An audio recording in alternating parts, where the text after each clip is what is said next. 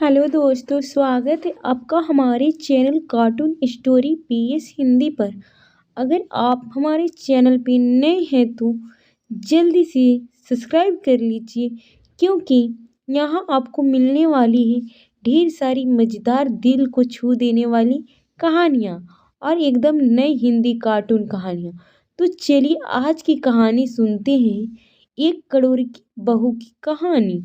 गांव में रहने वाला राम किशोर अपने दोनों बेटों के लिए दहेज में अच्छे पैसे लाने वाली बहू की तलाश में था। उसे यही लगता था कि बहू तो बस दहेज लाने की जरिया है। उसका बेटा मनोज तो पिता के डर से चुप था, पर छोटा बेटा विक्रम पढ़ा लिखा और समझदार था। राम किशोर ने अपने बड़े बेटे की शादी ऐसी लड़की से कर दी जिसके पिता ने शादी में 1 करोड़ रुपए दिए थे। गांव में सबसे हल्ला मचा दिया। अरे देखो, राम किशोर की बहू तो 1 करोड़ की आई है। शादी के बाद धूमधाम हुई। बैंड बाजा घोड़ी सब शान से किया गया।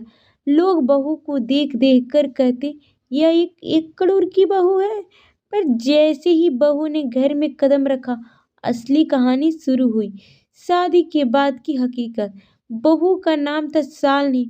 वह पढ़ी लिखी और थोड़ी नाजुक मिजाज की लड़की थी।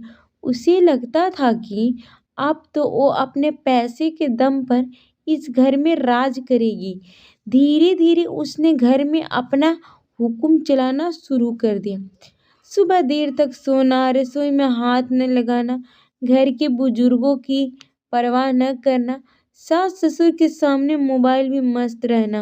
राम किशोर के थोड़े दिन तो लगा, चलो कोई बात नहीं, हमारी बहू तो 1 करोड़ की आई है। लेकिन जब घर की हालत बिगड़ने लगी, तब उसे एहसास हुआ कि उसने अपनी बहू को सिर्फ पैसे के लिए चुना है, इंसानियत के लिए नहीं। छोटे छोटे बच्चे की सच्ची खुशी।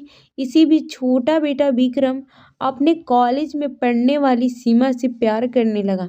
सीमा मध्यम वर्ग के परिवार से भी और दहेज देने की भी हालत नहीं थी, पर वह संस्कारी, समझदार और सबका दिल जीतने वाली थी।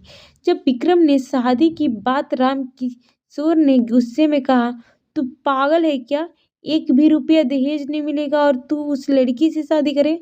तो विक्रम ने हाथ जोड़कर कहा, बाबूजी, पैसा तो जीवन भर कमाया जा सकता है, पर एक ऐसी बहू इस घर को खुशियां से भर दे, वो करोड़ों देखकर भी नहीं मिलती। राम किशोर ने गुस्से में मुंह फेर लिया, मगर माँ ने बेटे का साथ दिया और शादी हो गई। घर में असली खुशहाली। सीमा जब इस घर में आई, उसने सबसे पहले राम किशोर के पैर पे गिरे।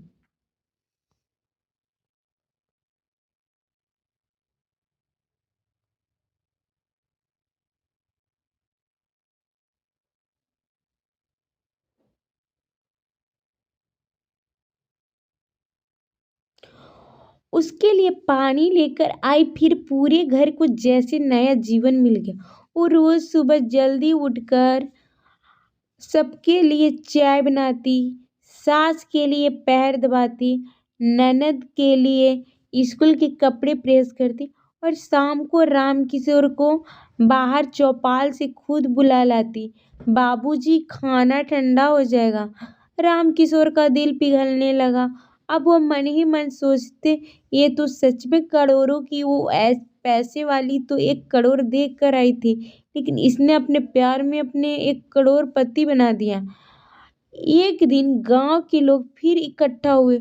वही लोग जिन्होंने पहले कहा था राम किशोर की बहू 1 करोड़ की आई है, अब वही लोग कहते, अरे भाई, असली करोड़ की बहू तो तुम्हारे छोटे बेटे की पत्नी है, जिसने तुम्हारे घर में प्यार, इज्जत और खुशियां ला दी। वो नोटे वाली बहू तो बस नाम की करोड़ की थी। राम किशोर की आंखों में आंसू आ गए। उसने सीमा के पास बुलाकर कहा, बेटी, तू तो सच में हमारे लिए 1 करोड़ नहीं, पूरे जहान की दौलत है। सीमा मुस्कुरा कर बोली, बाबूजी, कभी पैसों में नहीं तौली जाती। अगर बहू दिल से घर को अपना मान ले नो, तो वही सबकी सबसे बड़ी दौलत होती है। कहानी से हमें यही सीख मिलती है कि बहू दहेज से नहीं, अपने संस्कारों और प्यार के करोड़ों से की होती है। रिश्तों की कीमत रुपयों से नहीं लगाई जा सकती। घर की असली दौलत बहू के हाथों में सजे रिश्तों और उसकी ममता होती है। अगर कहानी अच्छी